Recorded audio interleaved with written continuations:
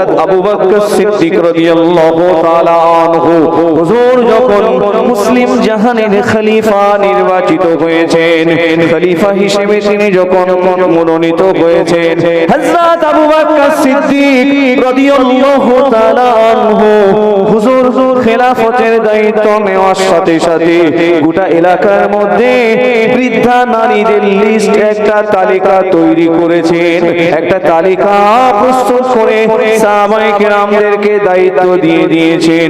অমুক বিধবা বৃদ্ধা মহিলার দায়িত্ব অমুক সাহাবীর, অমুকের দায়িত্ব অমুক সাহাবীর, অমুকের দায়িত্ব অমুক সাহাবীর, একটা তালিকা তৈরি করে দিয়েছেন।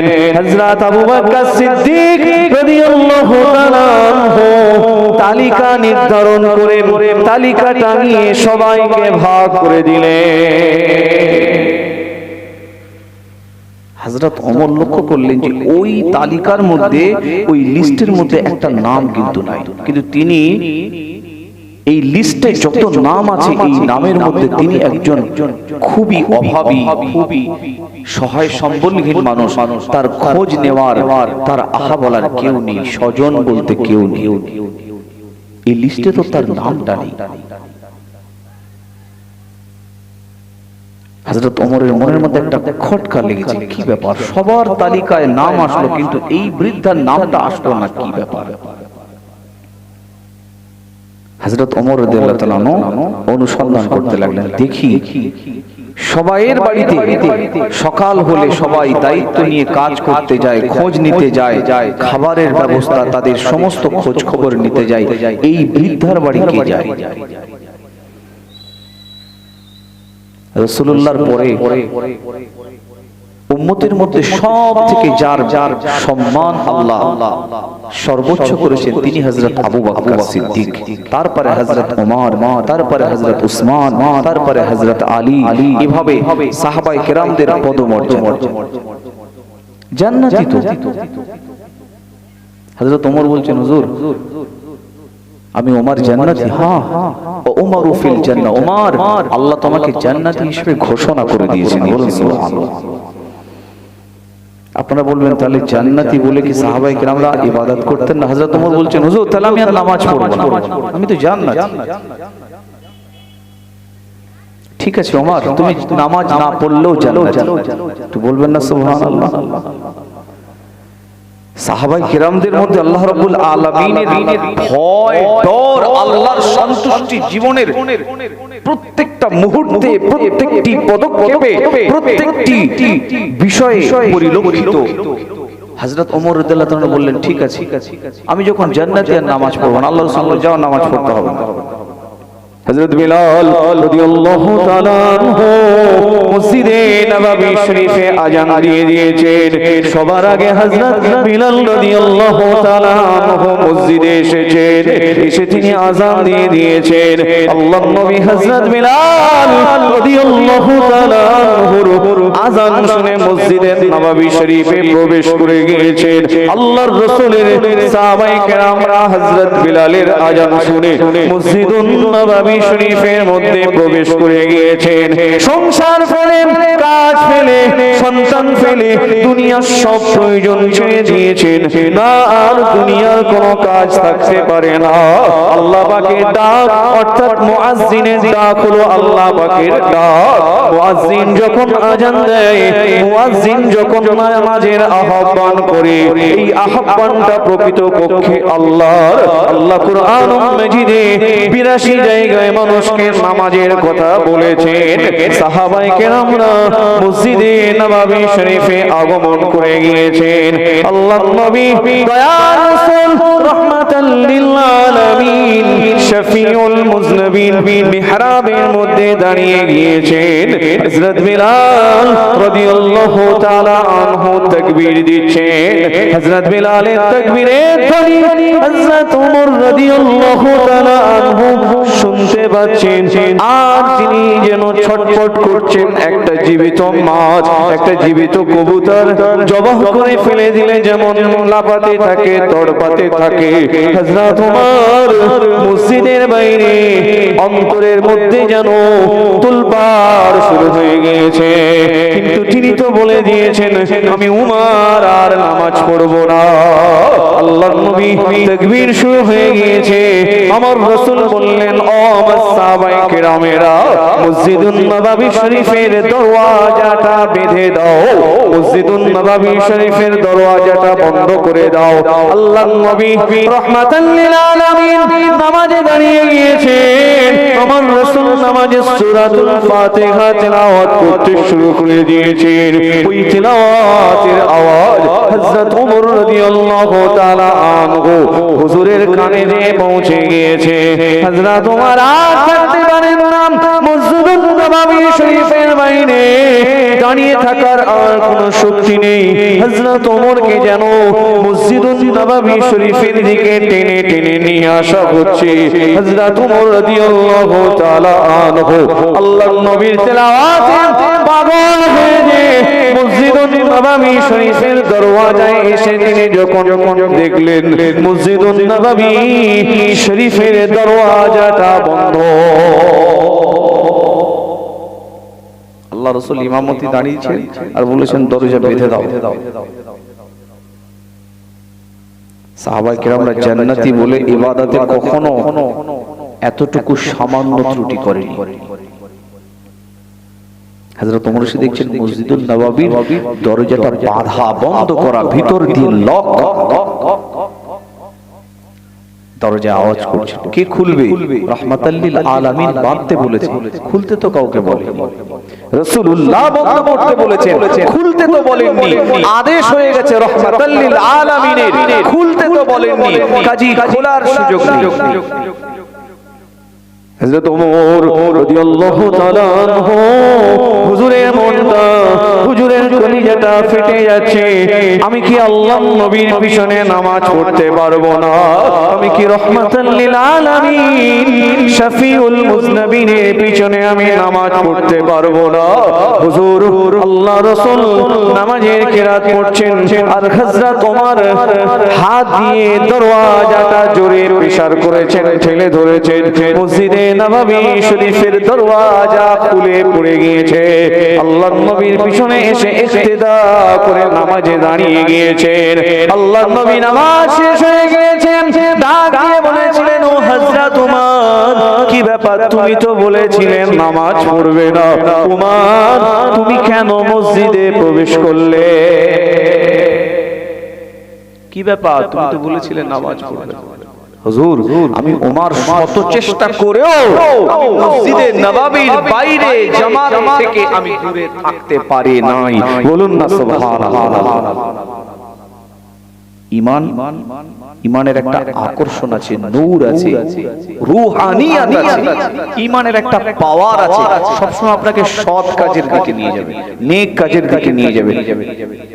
আর আপনি গুনাহ যত করবেন আপনাকে নেক কাজ থেকে সব সময় ডিভাইডেশন তৈরি করবে, দূরত্ব তৈরি করবে। আপনার আর আমার মধ্যে নেক কাজের সব সময় দূরত্ব তৈরি করবে। আমার ভাইরা, হযরত ওমর রাদিয়াল্লাহু তাআলা আনহু হুজুরের মনের মধ্যে একটা চিন্তা এসে গিয়েছে। এই বৃদ্ধা, এই অসহায় মা, তার লিস্টের মধ্যে নাম নাই। তাহলে কি হযরত আবু বকর এই বৃদ্ধার নামটা ভুলে গিয়েছে? হযরত আবু বকর হুজুর কি ভুলে গেলেন? সবার নাম আছে কিন্তু এনার নামটা নাই।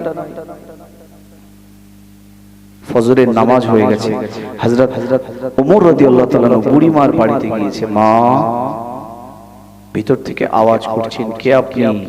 আমি ওমর ইবনুল খাত্তাব, আমি খাত্তাবের বেটা ওমর এসেছি। কেন এসেছো? মা আপনার খোঁজ খবর নিতে, আপনার প্রয়োজনের, আপনার কাজগুলো করতে। বুড়িমা বলছে, আমার ঘরের কাজ হয়ে গেছে, তুমি চলে যাও। বলুন সুবহানাল্লাহ। হযরত ওমর চিন্তা করলেন, লিস্টে নাম নেই, কাজ হচ্ছে কি, কে করছে? আবার দ্বিতীয় দিন হযরত ওমর রাদিয়াল্লাহু তাআলা আনহু বুড়িমার বাড়িতে ফজরের নামাজের আগে পৌঁছে গিয়েছেন। যে বুড়িমার ঘরের দরওয়াজায় আওয়াজ করছেন, ডাকতে লেগেছেন, ও বুড়িমা, ঘরের দরওয়াজা খুলে দিন মা। বুড়িমা জিজ্ঞাসা করছেন, কে বাবা? আমি ওমর এসেছি মা। কেন এসেছো বাবা? ও বুড়িমা, আপনার ঘরের কাজ করতে এসেছি। বুড়িমা বলতে লাগলেন, বাবা ওমর, আমার ঘরের কাজ তো হয়ে গিয়েছে। আমার ঘরের কাজ হয়ে গেছে। হযরত ওমর ভাবতে লাগলেন, ফজরের পরে আসলাম, কাজ হয়ে গেছে, ফজরের আগে আসলাম, তাও কাজ হয়ে গেছে, ব্যাপারটা কি? করছে কি? লিস্টে নাম নেই, ফেরেশতা করছে না কোনো মানুষ করছে? মানুষ করলে কখন করছে তাকে দেখাই যায় না। তৃতীয় দিন রাতের বেলা, গভীর রাত, তাহাজ্জুদের ওয়াক্তে হযরত ওমর এসেছে। বুড়িমা, কে? আমি ওমর ইবনুল খাত্তাব। কেন এসেছো বাবা? মা, আপনার ঘরের কাজ করতে। আমার ঘরের কাজ হয়ে গেছে। বলুন সুবহানাল্লাহ। হযরত ওমর বিস্মিত হয়ে গেলেন, এত রাতে, ফজরের পরে আসলাম, হয়ে গেছে, ফজরের আগে আসলাম, কাজ হয়ে গেছে, আবার তাহাজ্জুদের ওয়াক্তে আসলাম, কাজ হয়ে গেছে, কাজ করছে কি? চতুর্থ দিন রাতের বেলা হযরত ওমর রাদিয়াল্লাহু তাআলা আনহু তিনি গভীর রাতের বেলা ওই বুড়িমার ঘরের অদূরে একটা জায়গায় গোপনে থাকলেন। আমি ওমর, আমি দেখব এই বুড়িমার ঘরের কাজটা আল্লাহর কোন বান্দা করছেন না ফেরেশতা করছেন। রাতের বেলা, গভীর রাতের বেলা হযরত ওমর দূরে তিনি আত্মগোপন করে আছেন। দেখবেন, দেখছেন না, যখন গভীর, মানুষ যখন ঘুমিয়ে আছে, মানুষ যখন ঘুমের মধ্যে বিভোর হয়ে আছে, এমন সময় একজন ব্যক্তি খালি পায়ে নিঃশব্দে নিজের চেহারাটা ঢেকে গুটি গুটি গুটি গুটি পায়ে আগিয়ে যাচ্ছেন। হযরত ওমর রাদিয়াল্লাহু তাআলা আনহু বুড়িমার ঘরের দরওয়াজার কাছাকাছি যখন মানুষটি এসে উপস্থিত হয়ে গিয়েছে, হযরত ওমর বাহির হয়ে এসে ওই মানুষকে হযরত ওমর জড়িয়ে ধরেছেন। কে আপনি? আপনার পরিচয়টা কি বলুন? আপনার চেহারা থেকে কাপড়টা সরান, আপনার চেহারা থেকে নিকাবটা সরিয়ে দিন। হযরত ওমর রাদিয়াল্লাহু তাআলা আনহু দেখতে পান, যখন চাদরটা সরিয়ে দেওয়া হলো, ওই ব্যক্তি অন্য কেউ নন, তিনি হলেন মুসলিম জাহানের খলিফা হযরত আবু বকর সিদ্দিক। হযরত আবু বকর সিদ্দিককে দেখে হযরত ওমর বিস্মিত হয়ে গেলেন, অবাক হয়ে গেলেন, একেবারে হতবাক হয়ে গেলেন। কি ব্যাপার, আপনি এত রাতের বেলা? আপনি ওমর, তোমার কি ব্যাপার? তুমি কেন এসেছো? হযরত আবু বকর, আমি ওমর বুড়িমার ঘরে আজ 3 দিন এসেছি কাজের জন্য, সুযোগ পাই নাই। আমি ওমর, আমি ফজরের পরে এসেছি, সুযোগ হয় নাই। আমি ওমর এই বৃদ্ধা, এই অসহায় মায়ের ঘরে কাজের জন্য ফজরের নামাজের আগে এসেছি, সুযোগ হয় নাই। তাহাজ্জুদের ওয়াক্তে এসেছি, সুযোগ হয় নাই। এই জন্য আমি ওমর, আমার মনের মধ্যে সন্দেহ হয়েছে, আমার মনের মধ্যে একটা কিউরিসিটি জেগে গিয়েছে, আমার মধ্যে একটা আগ্রহ তৈরি হয়ে গিয়েছে, এই ব্যক্তিটাকে একবার দেখতে হবে। ও হযরত আবু বকর, কি ব্যাপার, এত গভীর রাতে আপনি কেন? হযরত আবু বকর সিদ্দিক তিনি লজ্জিত হয়ে খুব নিম্ন স্বরে, নিচু স্বরে বলেছিলেন, আবু বকর, আমি, ও হযরত ওমর, আমি আবু বকর, এটা আমার একান্ত আল্লাহর সন্তুষ্টির ইবাদত, এটা মানুষকে দেখানো যাবে না। এটা আমার আল্লাহকে খুশি করার ইবাদত, এটা মানুষকে দেখানো যাবে না, লিস্টে নাম রাখা যাবে না। এটা যত গোপনে করা যায় আমি আবু বকর চেষ্টা করছিলাম। বলুন না সুবহানাল্লাহ। খালি পায়ে আসছেন যাতে নিঃশব্দে আসতে পারে, চাদর ঢেকে আসছেন যাতে মানুষ পরিচয় না জানতে পারে। তাকওয়া দেখেন, তাকওয়া। আর আমরা শীতের সময় দুটো কম্বল বিতরণ করলে বড় স্টেজ করি, বড় স্টেজ করে গরিব মানুষকে তুলে 100, 200, 500 টাকার কম্বল দিয়ে বড় বড় মিডিয়া ডেকে ছবি তুলে ভিডিও করে প্রচার করে, দেখো আমি কত বড় নেতা। আদর্শ শিখতে হবে রাহমাতাল লিল আলামিনের থেকে, আদর্শ শিখতে হবে শফিউল মুজনিবিনের থেকে, আদর্শ শিখতে হবে হুজুর এসেছেন, আদর্শ শিখতে হবে হুজুর এসেছেন। আচ্ছা, সাহাবায়ে কেরামদের থেকে ইবাদতের মধ্যে তাকওয়া এটা খুবই জরুরি। তাকওয়া ছাড়া, আল্লাহর ডর, ভয়, মহব্বত ছাড়া ইবাদত গৃহীত হয়। এটা ইবাদতের মূল। أن تعبد الله كأنك تراه فإن لم تكن تراه فإنه يراك। তাকওয়ার প্রয়োজনীয়তা, বান্দা যখন আল্লাহর ইবাদত বندگی করবে, বান্দা যখন নামাজে দাঁড়িয়ে যাবে, বান্দার মধ্যে এই সংকল্প হবে বান্দা যেন আল্লাহ পাকের সম্মুখে দাঁড়িয়ে আছে, আল্লাহ পাককে যেন দেখতে পাচ্ছে। আর তার যদি এই সংকল্প না হয় তাহলে তার মনের মধ্যে যেন এই সংকল্প আসে সে আল্লাহ পাক তাকে দেখছেন। প্রথমটা এই খেয়াল আসবে আল্লাহ পাককে বান্দা দেখতে পাচ্ছে। যদি এই খেয়াল না আসে তাহলে এই খেয়াল যেন আসে আল্লাহ পাক আপনাকে আমাকে দেখছেন। তাকওয়া। আপনি বলবেন এটার প্রয়োজনীয়তা কি? আপনি যখন ভিডিওর কাছে যাবেন, ভিডিও প্রধান, এসডিও, ডিএম আধিকারিকদের কাছে যাবেন, খুব ভদ্রভাবে, খুব সুশৃঙ্খল ভাবে, খুব ডিসিপ্লিন মেনটেন করে তার সঙ্গে আচরণ করা, যথেষ্ট ভদ্রতা মেনটেন করা। যদিও আপনি আমি একজন কৃষক হই, একজন ভ্যান চালক হই, একজন শ্রমিক হই, একজন অশিক্ষিত হই, যাই হই না কেন, চেষ্টা করি আমরা ওই দুনিয়ার সম্মানিত প্রধান, ভিডিও, এসডিও, ডিএম, দুনিয়ার পদাধিকারী তাদের সম্মানার্থে যথেষ্ট সভ্য আচরণ করা। তাহলে দুনিয়ার যদি একজন পদাধিকারী তার সম্মানের জন্য এত ডিসিপ্লিন মেনটেন করতে হয়, রব্বুল আলামিন যিনি জগতের প্রতিপালক তার সামনে দাঁড়িয়ে থাকলে তাহলে কতটা ডিসিপ্লিন মেনটেন করতে হবে। পৃথিবীর সর্বোচ্চ পৃথিবীর সর্বোচ্চ ঘর, যে ঘরে যে বিভিন্ন অফিস, আদালত, বিভিন্ন স্থান যেখানে ভিআইপি, ভিভিআইপি অফিসার, নামি দামি ব্যক্তিত্বরা থাকে, যে সমস্ত ঘরে যে আমরা ডিসিপ্লিন মেনটেন করি, পৃথিবীর সব থেকে ডিসিপ্লিন মেনটেন করা ঘরের নাম হচ্ছে মসজিদ। সব থেকে বেশি ডিসিপ্লিন, সব থেকে বেশি ভদ্রতা, সব থেকে বেশি বিনয়ী হতে হবে।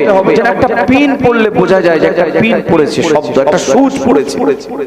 ঘড়ির কাঁটা যখন চলবে, সেকেন্ডের কাঁটা যখন চলবে, ওই শব্দটাও বাজবে। মানে এত নীরবতার প্রয়োজন, এত ভদ্রতার প্রয়োজন, এত ডিসিপ্লিনের প্রয়োজন। কিন্তু এখন দেখা যায় মসজিদে হই হই, রই রই, চেঁচামেচি, হই হুল্লোড়, উচ্চ আওয়াজে কথা। যে যত বড় টাকাওয়ালা তার কণ্ঠস্বর তত উঁচু, যে যত বড় নেতা তার ভাব ভঙ্গি মসজিদের মধ্যে তত ভারিত্ব, গাম্ভীর্য না। মসজিদের মধ্যে পার্সোনালিটি দেখানো যাবে না, ব্যক্তিত্ব দেখানো যাবে না। আপনি আমি সাধারণ নাগরিক, ডিএম এর কাছে যে যেমন সাধারণ একটা ভাব দেখাই, আপনি আমি আল্লাহর সম্মুখে, আল্লাহর ঘর, রাহাবুল বিলাদ ইল্লাল্লাহি মাসাজিদুহা, এই পৃথিবীর শ্রেষ্ঠ ঘর হচ্ছে মসজিদ। সেই মসজিদের সর্বোচ্চ ডিসিপ্লিন, ভদ্রতা, সর্বোচ্চ বিনয় প্রদর্শন করতে হবে। যত ভদ্রতা আছে সব মসজিদে গিয়ে দেখাতে হবে। ওখানে গিয়ে চেঁচামেচি করা যাবে না। কিয়ামতের আলামত মসজিদে এসে চেঁচামেচি হবে, হট্টগোল হবে, উচ্চ আওয়াজে মানুষ কথা বলবে। পরহেজ করতে হবে। এটা কোনো আল্লাহওয়ালা মুমিনের লক্ষণ নয়। মুমিন মসজিদে যাবে নির্বিকার হয়ে যাবে, বোবা হয়ে যাবে। কোন নামাজি নামাজ পড়লে জোরে কোরআন তেলাওয়াতের অনুমতি নেই। বুঝতে পারছেন না? বুঝতে পারছেন? কোন নামাজি নামাজ পড়লে আপনি জোরে কোরআন তেলাওয়াত করতে পারবেন না, সেই অনুমতি নেই। তাহলে আপনি জোরে কথা বলবেন কি করে? জুমার দিনে খুতবা হলে কথা বলার অনুমতি নেই। কাজী মসজিদ এটা পৃথিবীর সবথেকে সর্বোচ্চ সম্মান প্রদর্শনের একটি ঘর। বাইতুল্লাহ এটা আল্লাহর ঘর, এখানে আল্লাহর সিজদা করি। তাকওয়া কিভাবে? আপনার মনে হবে আমি তো আল্লাহকে দেখতে পাচ্ছি। আনতা আবুদাল্লাহ কাআন্নাকা তারা, বান্দার মনে মনে আসবে আমি আল্লাহকে দেখতে পাচ্ছি, প্রতিপালককে দেখতে পাচ্ছি, সমস্ত সৃষ্টির মাঝে আমি আল্লাহকে দেখতে পাচ্ছি। তাহলে কি হবে? ইবাদতের মধ্যে একাগ্রতা আসবে, ইবাদতের মধ্যে ডর ভয় তৈরি হবে। আল্লাহ যদি সম্মুখে থাকে, আপনি নামাজ পড়তে পড়তে চুলকানোর সুযোগ আছে, মশা মারার সুযোগ আছে, নামাজ পড়তে পড়তে এদিকে ওদিকে অমনোযোগী হওয়ার সময় আছে। অনেকে নামাজ পড়তে পড়তে এভাবে ঘড়ির দিকে তাকিয়ে থাকে, অনেকে নামাজ পড়তে পড়তে চোখ বন্ধ করে থাকে। এভাবে চোখ বন্ধ করে থাকা যাবে না, চোখ বন্ধ করে দীর্ঘ সময় থাকা যাবে না। আমলে কাসির এরকম বেশিক্ষণ চোখ বন্ধ করে থাকলে নামাজ মাকরুহ হয়ে যাবে। নামাজে আমলে কাসির, আপনি জামা ঠিক করছেন, এমন কাজ করছেন যেটা আমলে কাসির, এগুলো করা যাবে। মসজিদের মধ্যে সর্বোচ্চ ভদ্র, সর্বোচ্চ বিনয়ী, সর্বোচ্চ ডিসিপ্লিন মেইনটেইন করতে হবে। এটা ঈমানের দাবি। যারা করে তারা মুমিন, যারা করে না তারাও মুমিন, কিন্তু প্রকৃত মুসলমান হতে পারে না। ঈমান যারা নেই সবাই মুমিন, কিন্তু ঈমানের দাবি, ঈমানের প্রপোজাল, ঈমানের গাইডলাইন, ঈমানের অর্থাৎ আল্লাহ প্রদত্ত যে বিধান হালাল হারাম, আল্লাহ যেটা হালাল বলেছে ওটা নির্দ্বিধায় মেনে নেওয়া, আল্লাহ যেটা হারাম বলেছে ওটা নির্দ্বিধায় মেনে নেওয়া, এটা হচ্ছে ঈমানদারের লক্ষণ। আমি আপনাদের বলছিলাম যে দুনিয়ার সমসাময়িক সমস্যার সঙ্গে আখিরাতের কি করতে হবে? তুলনা করতে হবে, কম্পেয়ার করতে হবে, তুলনা করতে হবে। কোভিডের সময় মরে যাব, পিতার কোভিড হয়েছে, একটা ঘরের মধ্যে হোম কোয়ারেন্টাইন, হোম আইসোলেশন, একটা জায়গায় দূরে রেখে দেওয়া হয়েছে, দূর থেকে তাকে খাবার প্রোভাইড করা হয়েছে, কভার পরে, গ্লাভস পরে, মাস্ক পরে, এটা পরে, সেটা পরে, ফিজিক্যাল টাচ কেউ করেনি, কারোর গায়েতে ছুঁয়নি, বিভিন্ন টেস্ট হয়েছে, কত সেফটি নিরাপত্তার মধ্যে। এটা নিয়ে আপনি আখিরাত ভাববেন না?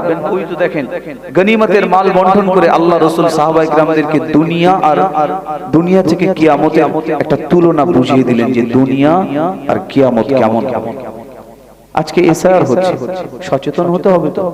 60 বছর বাঁচার জন্য সকাল বিকাল সন্ধ্যা রাত এমন অনেক মানুষ ঘুমাতে পারেন না, ঘুম হয় না, টেনশন, হাই টেনশন, স্ট্রোক হয়ে যাচ্ছে, মানুষ মরে যাচ্ছে, সুইসাইড করছে, ডিপ্রেশনে চলে যাচ্ছে। এটা যদি এসআইয়ের 60 বছর 70 বছর বাঁচার জন্য এত চিন্তা হয়, দেশের নাগরিক, দেশের বৈধ ভোটার থাকবো না এর জন্য এত চিন্তা হয়, আখিরাত অনন্তকাল অনাদিকাল আখিরাতের জন্য কি কোনো ভেরিফাই হবে না, কোনো যাচাই বাছাই হবে না, কোনো আপনার আমার ঈমানের অনুসন্ধান হবে না, আমলের অনুসন্ধান হবে না, কখনো নয়। ও তো আমি কোরআনে কারীমের আয়াত কারিমা বলেছি যে উম্মতে মুহাম্মাদি হতে গেলেই তো আল্লাহ তিনটে গুণ চেয়েছে, তা'মুরুনা বিল মারুফ ওয়া তানহাউনা আনিল মুনকার ওয়া তু'মিনুনা বিল্লাহ। আল্লাহ বলেছেন উম্মতে মুহাম্মাদির মধ্যে এই তিনটে গুণ থাকবে। এখন যাদের মধ্যে নাই তারা তো নাই। রাসূল হাদিসের মধ্যে বহু জায়গায় বলেছেন মান লাম ইয়ারহাম সাগীরানা ওয়া লাম ইউওয়াক্কির কাবীরানা ফালাইসা মিন্নী। যারা বড়দের, যারা ছোটরা বড়দেরকে শ্রদ্ধা করে না, সম্মান করে না, যে বড়রা ছোটদেরকে স্নেহ করে না, তারা আমার উম্মতের মধ্যে না।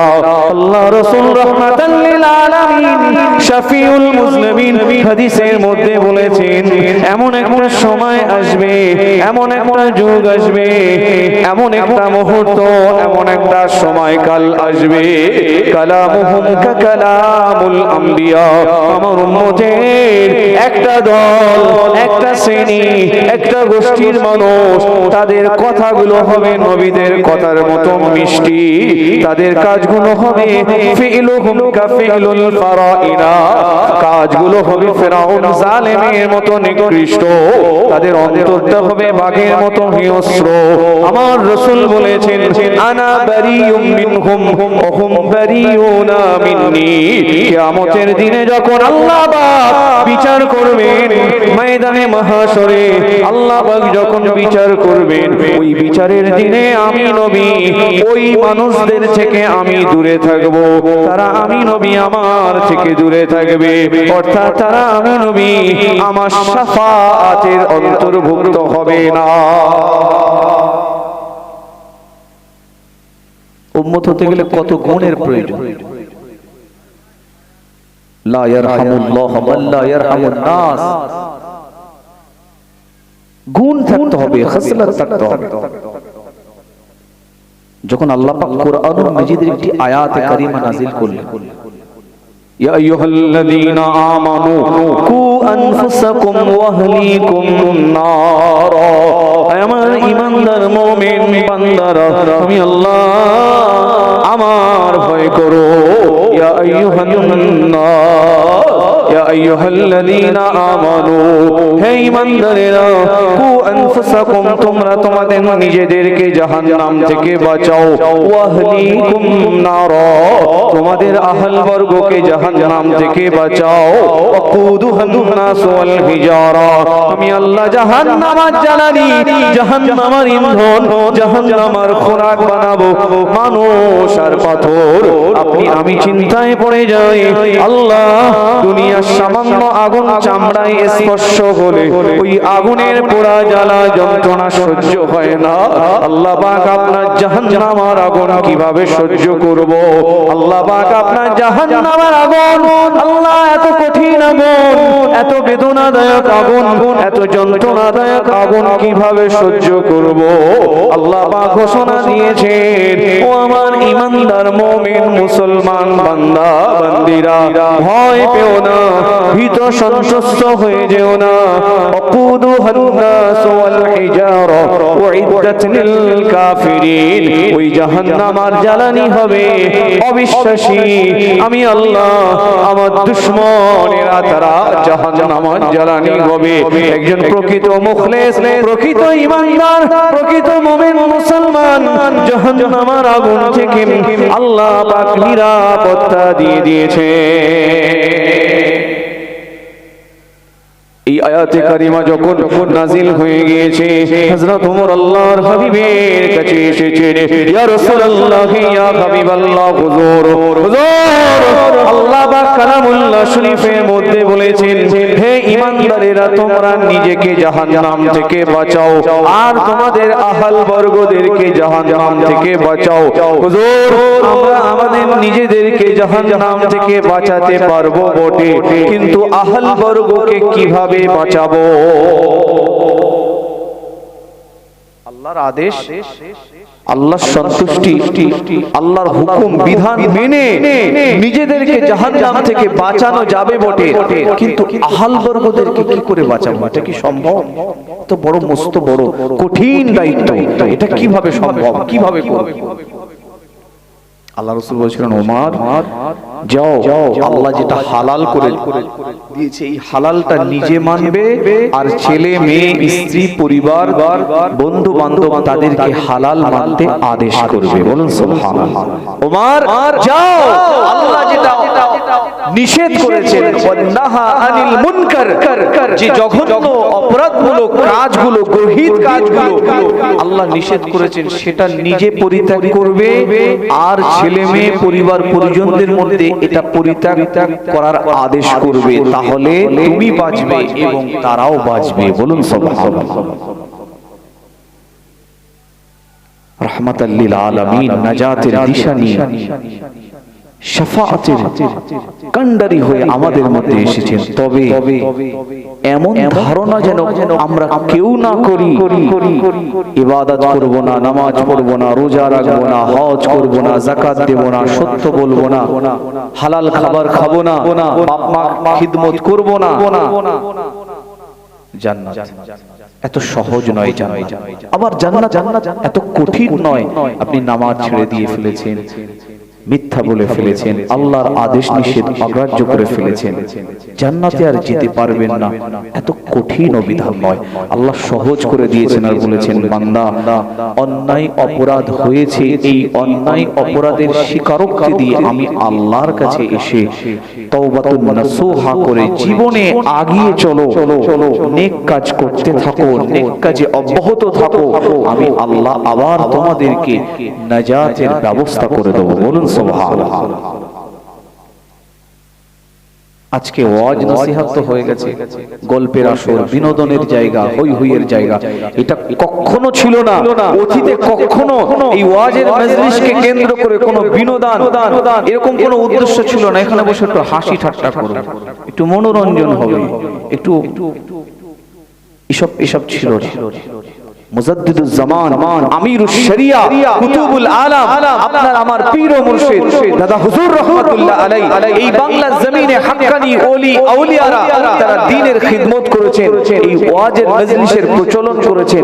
এটা নিছক বিনোদনের জন্য নয়, হই হই করার জন্য নয়, এটা স্পেসিক্যালি একটা উদ্দেশ্য নিয়ে এখানে মানুষ আসবে, দ্বীন শরিয়ত শিখবে, দ্বীন শরিয়তের আলোচনা হবে, মানুষের মধ্যে চেতনা তৈরি হবে, দ্বীনের চেতনা, আল্লাহ রাসূলের পাওয়ার চেতনা মানুষের মধ্যে তৈরি হবে। এই জন্যই কিন্তু আজকে এই পুকুরিয়া গ্রামবাসী আপনারাও এই মাহফিলের ইন্তজাম করেছেন। এমনটা নয় যে মাইক বাজবে, বক্তা আসবে, আলোচনা করবে, ওয়াজ হয়ে যাবে, আগামীকাল সকাল হবে, আপনি যেমন আমি যেমন জীবন যাপন করছিলাম তেমনই থাকবো, এমন কোন মানুষের যদি ইরাদা থাকে, ইচ্ছা থাকে, তাহলে ওয়াজ মজলিস তার জন্য কাজে আসবে। আর যদি কোনো ব্যক্তি এরকম মনে হয় আমি তো মাদ্রাসায় যাইনি, আমি তো শরিয়তের শিক্ষা, কোরআন হাদিসের শিক্ষা সেইভাবে অর্জন করতে পারি না, আজকে গ্রামে ওয়াজ নসিহত হবে, এই ওয়াজ নসিহতের মাহফিল থেকে কিছু শিখবো, আমল করব, আপনি আসবেন, আল্লাহ আপনার জন্য হেদায়েতের রাস্তা, হেদায়েতের পথটাকে আল্লাহ প্রশস্ত করে দেবেন। বলুন সুবহানাল্লাহ। ইচ্ছা করতে হবে, সংকল্প করতে হবে, ইরাদা করতে হবে, আল্লাহ আমি সফলতার পথ, নাজাতের পথ, জান্নাতের পথ